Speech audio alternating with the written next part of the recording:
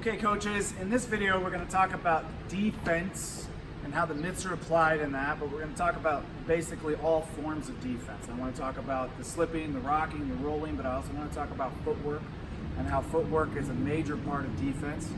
And we're going to use Kelly, and she's going to help us. She's going to be able to show you guys how slipping and rolling and how we as coaches are going to be able to use the mitts to simulate exactly what it is they're doing and getting out of the way of what punches are being thrown that would make you want to slip or rock or roll. And it's also going to help give the member a visual, because all they've been doing is learning how to do those things on a heavy bag, which isn't actually throwing anything back at them.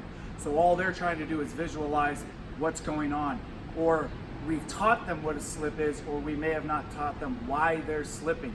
So this is going to be a great opportunity for us as coaches to teach why we are slipping, why we roll, why we rock, why would I move left or right very quickly to evade a punch. So that's what we're going to go over in this segment here, and Kelly's going to help us out with that. We're going to give you some different angles.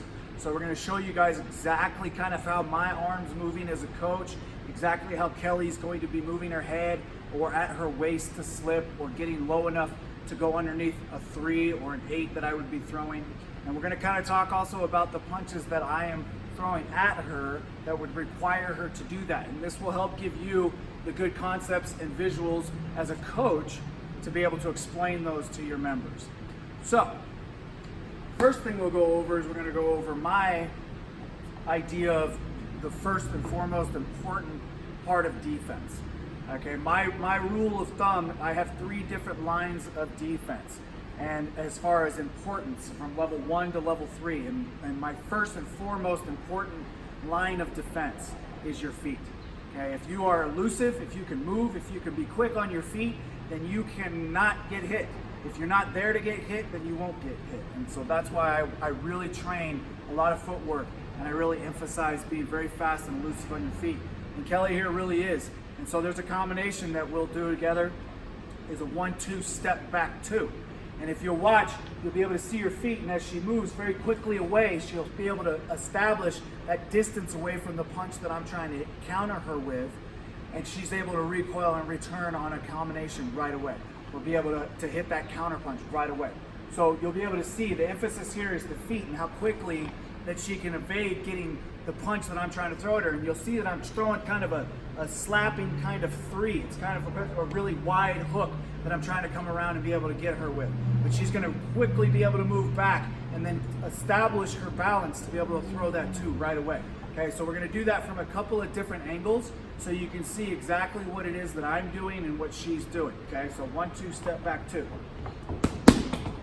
Good. Right away, she just immediately, just barely missed. Even if I just nicked her gloves, that's perfect, because she's getting herself in the perfect amount of range to not take herself out of range, and so where she can still establish that counter punch immediately right afterwards. And if you also notice, she's got such quick feet, she's moving back and really quickly back in while she's throwing the 2 at the same time. So try it, stay at this angle, Kelly. We're going to try it right from here so they can see exactly how quick your feet are moving forward and backward.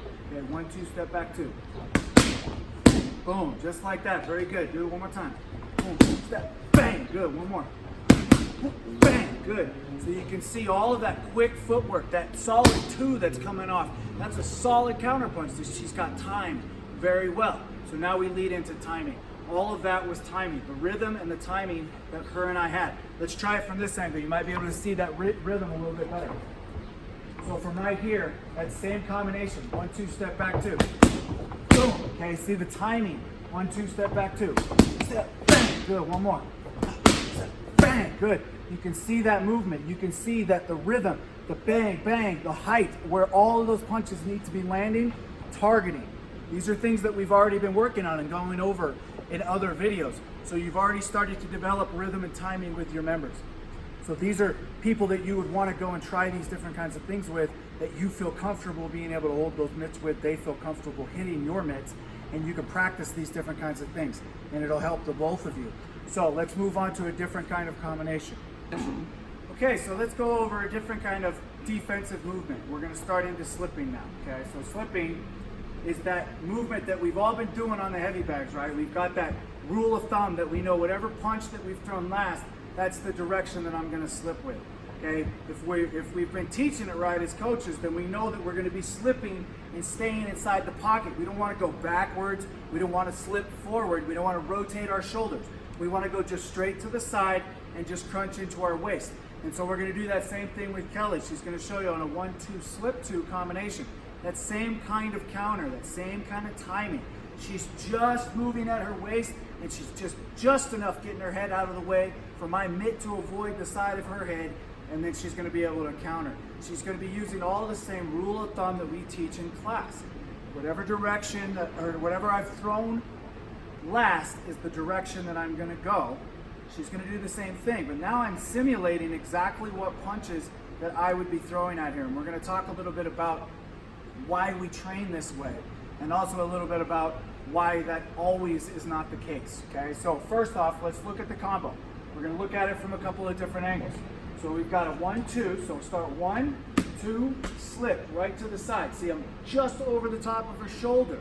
Okay, and from this angle, it'll be better from a different angle, but I'm literally resting on the top of her shoulder. So she's just enough perfectly on the outside. And then right back to come back and counter with that 2.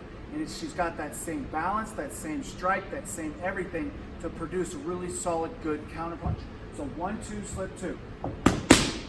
Very good. See, that was a little sped up. You were able to see that timing and the ability for her to create that momentum and really pound that counter punch. 1-2, slip 2. Nice. Do it one more time. Boom. Very good. Let's try it from a different angle so that they can see exactly how far you're slipping. So stand right over here so they can see exactly how far that's slipping. Okay, 1-2, slip 2. Boom. Do it one more time. Slip. Boom. One more. Bang. Good. Okay, so now we're going to show you guys on this side the same kind of thing. So come on over this way so they can see you and how far you're slipping on the outside.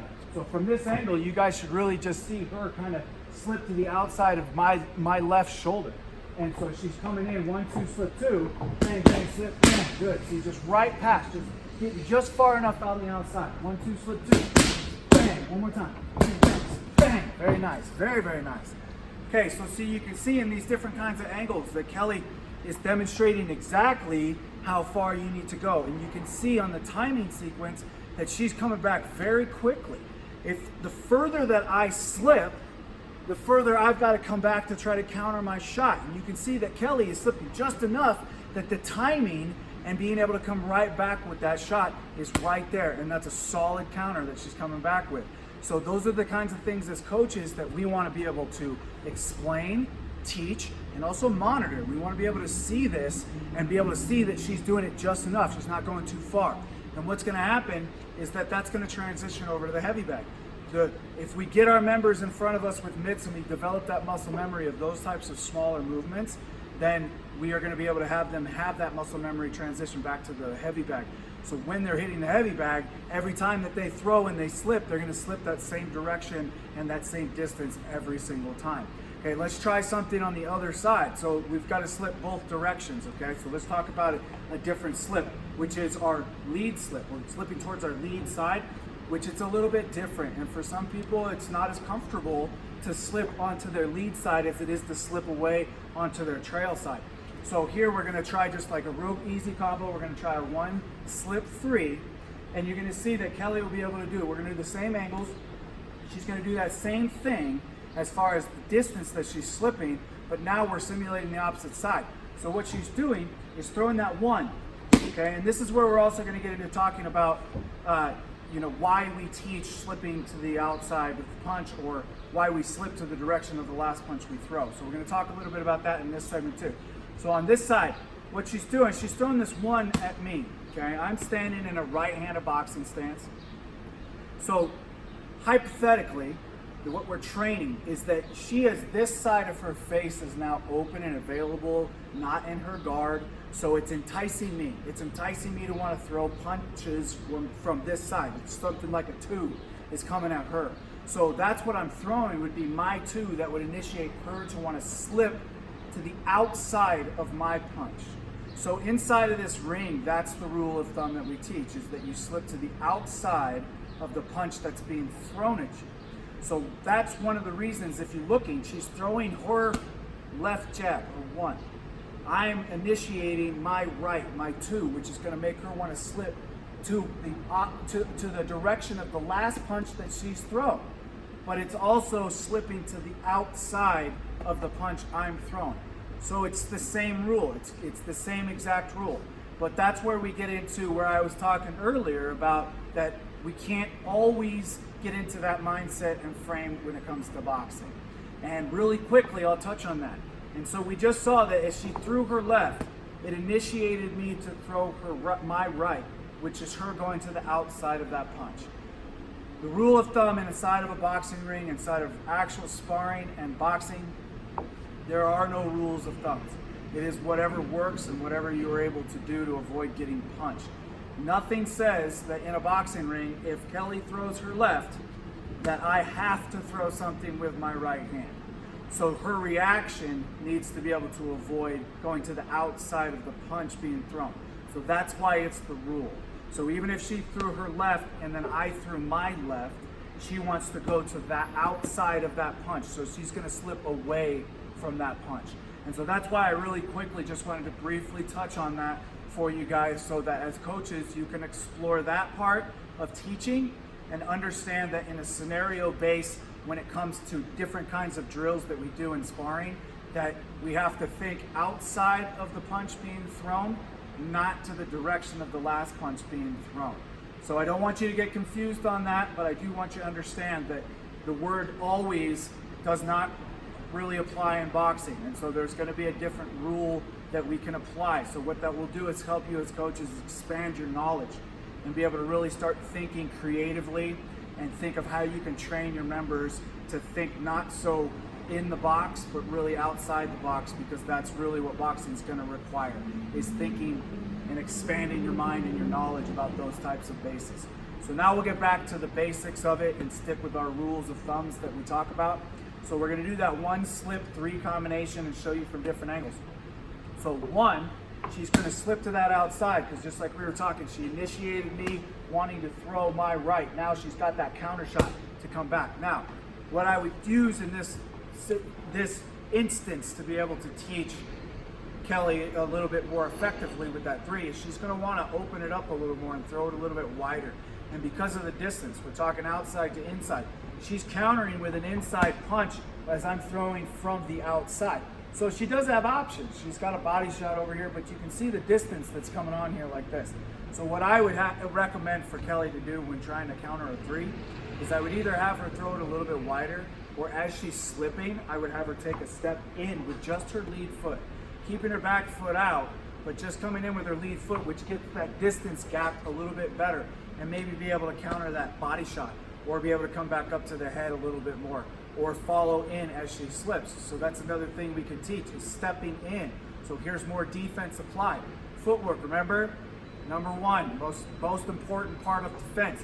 As she's slipping, she can step in with both feet, boom, and she can come up and counter with that 3. So this is coaching opportunity to be able to apply it in this scenario. So we're 1, you've got the slip, as she sees she's coming inside. She's got that body shot available to be able to do that with that front foot stepping in there. So now that made that a more effective 3 to be able to counter, okay?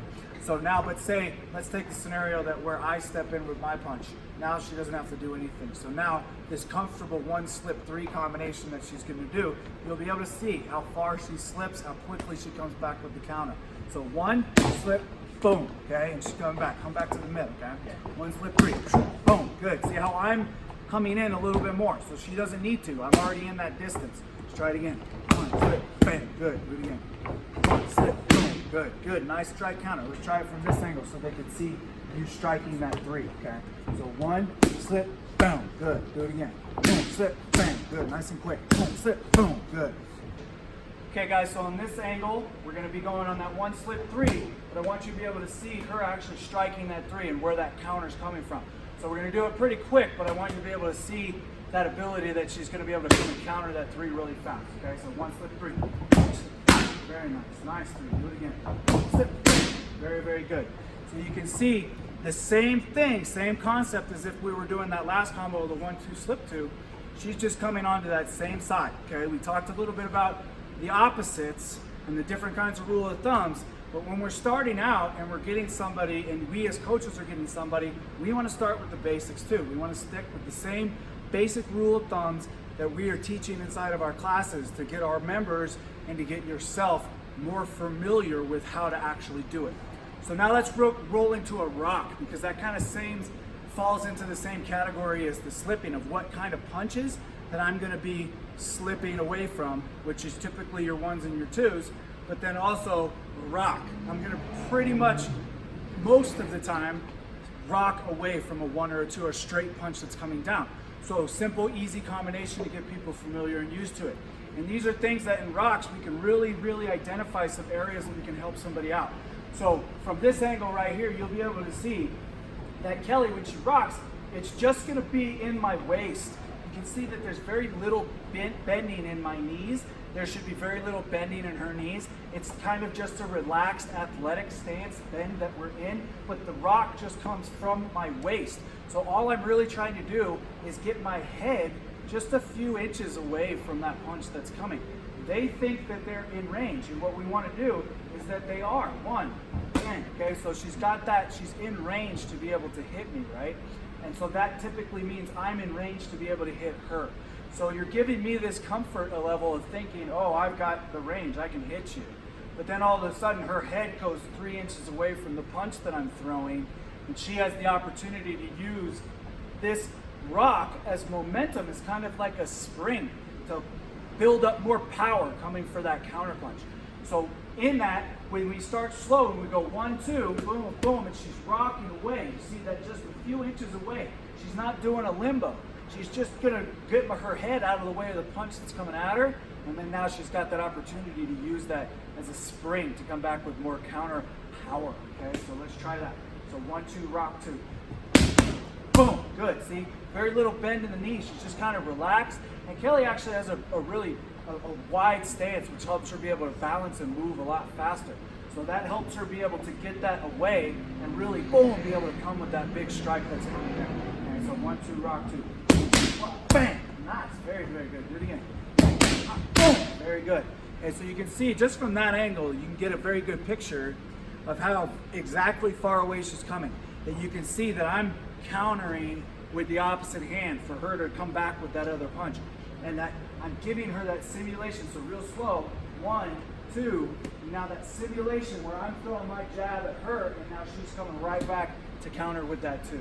Okay, so that should give you a really good picture on the rock. And that's really kind of how simple a rock is. So the things that I would just say to watch for as coaches as we're training people on the back or the mitts is to watch their knees. A lot of times people will rock by bending their knees, or they'll rock really too far and they'll hold that rock for too long before they come back, which is going to lose all that momentum that you're building up in spring to come back with.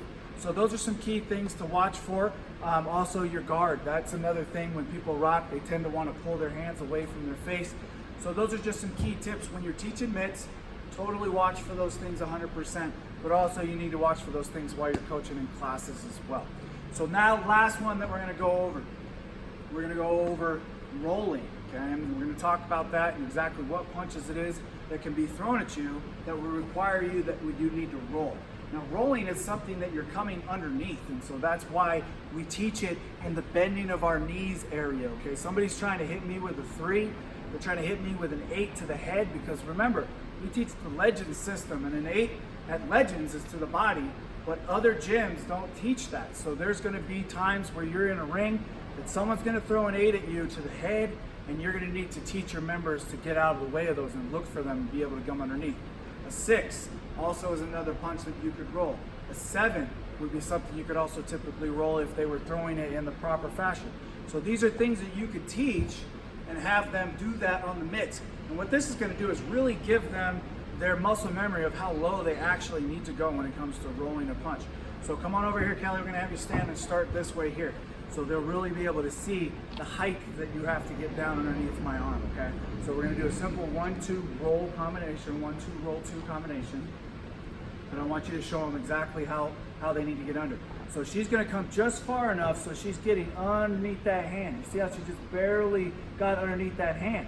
So I'm throwing that 3 after she throws that 1, 2. So real slow, she's 1, 2, coming underneath that shot, and now, bang, look at that, boom, she's still right there, right in front of me. And she can counter with a 6, she can counter with a 2, she's got a lot of counter opportunities to come from that roll. So things that I teach, like when I'm teaching personal training or giving somebody that simulation of how they actually, an opponent will look when you've made them roll, and the opportunity and time that they have. Again, we're talking about timing. So the time you have to be able to come up and counter that shot.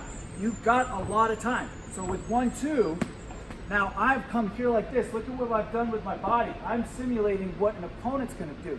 So look at all of this time that Kelly's had to be able to come back and counter that punch. So I'm here, 1-2, bang, bang, roll, boom. See, she can find her balance. She can set her feet. She can make sure that she's ready to throw that 2. And you want to be able to explain that and teach that. So let's try it again, right from this angle so they can see that. Let's do it a little bit quicker then. Okay, so 1-2, roll 2. Very nice. Do it one more time. Bang. Ooh, whoa. One more. Bang, bang. Bang. Ooh, I love it. I love it. I love it. So very, very quickly, she's getting underneath. You can see the time that it's realistic. It's something you can see that, wow, okay, yeah, I can throw that and be quick enough to get underneath the punch that's coming at my head. And you can develop that timing, you can develop that rhythm. So let's try it from the opposite side. So let's say that we're on an inside situation, because inside rolling is the same kind of fashion. Let's say that you go 4-5, roll. See how I'm inside? Look at what she's got. She's got all sorts of counter opportunities, and there's a 3 waiting for her right up there. Okay, so let's try it from this angle so they can see that. Okay, they can see that on the inside right here. Okay, so 4-5, bang, bang, roll inside, boom. She's got that 3 to come over, or a 7, or whatever the opportunity presents. But in this case, we're having her throw that 3, that counter 3. And you can see I'm on the inside, she's on the inside. Boom, 5. Let's do it the other way. Okay, let's go 4-5, bang, bang, roll, bang, boom. She's got that. Now, the one thing I would use here is she's on the inside, she's staying on the inside. Kelly's fantastic at rolling, but she's moving her feet, which is what we teach her too. And in this case, I would say, hey, let's try it without moving your feet and see how quickly you can come back up with that counter shot, because we're not having to produce any kind of distance between my opponent and I. So 4-5, try to not move those feet. Look at that, boom. Now she's got that quick counter. She's still right in front of me. She's not taking this angle over here, which is gonna maybe produce too much distance away from her and her opponent to be able to strike with that counter opportunity. So let's give them the feet. Let's come over here and let's give them this so you can see the feet and see how you're not going to actually move on that combo. You're going to stay on the inside. 4-5, roll, boom. Okay? Yes, yeah, that's okay. That's okay. We're going to practice. This is a great opportunity for practice. So it's mostly, see how it's all just kind of body movement that I'm going to try to do. Okay? 4-5, boom, boom, roll, bang. Just like that. Do it one more time. 4-5, roll, bang. Very nice. Very nice. See, so as we're coaching, these are things that we want to coach. We want to look for this. People are in here to come in here and learn boxing. So as coaches, you guys watching these videos, you need to be practicing them. You need to be watching them over and over and over, getting very fluid.